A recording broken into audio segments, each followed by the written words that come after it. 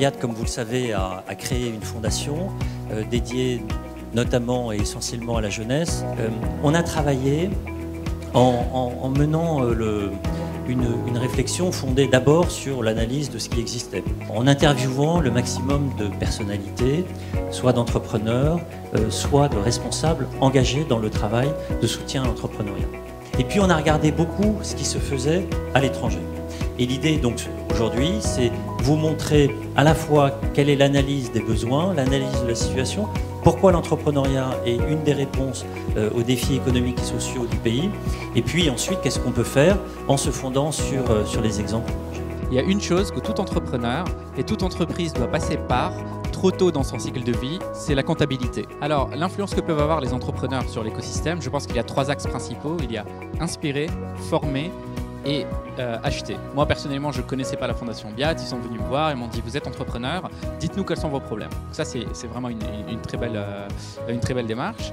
Alors, Younous Social Business, c'est une organisation cofondée par professeur Mohamed Younous d'appui à l'entrepreneuriat social à travers essentiellement un programme de financement d'entreprises sociales. Nous avons beaucoup de défis aujourd'hui à faire et d'ailleurs notre positionnement est clair. Nous restons start-up, mais en même temps nous voulons nous organiser et nous professionnaliser comme étant une entreprise, une compagnie qui a envie de grandir. Notre marché est l'international, mais par contre notre présence est dans l'écosystème tunisien. Founder Institute, c'est le plus grand programme de lancement de start-up dans le monde. Donc nous, on est arrivé pour vraiment remplir l'espace entre la phase d'idée et la phase assez avancée. Donc l'entrepreneur, quand il vient, il n'a même pas besoin d'avoir une idée. L'admission se passe à la Silicon Valley. Nous prétendons être une école de l'excellence entrepreneuriale. Et donc notre but est de produire des futurs entrepreneurs. Nos étudiants sont des futurs entrepreneurs.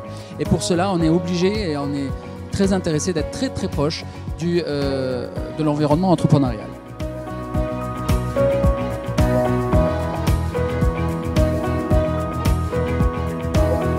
Aujourd'hui, je salue fortement la présentation qui a été faite de l'étude de Roland Berger et de la Fondation Biat.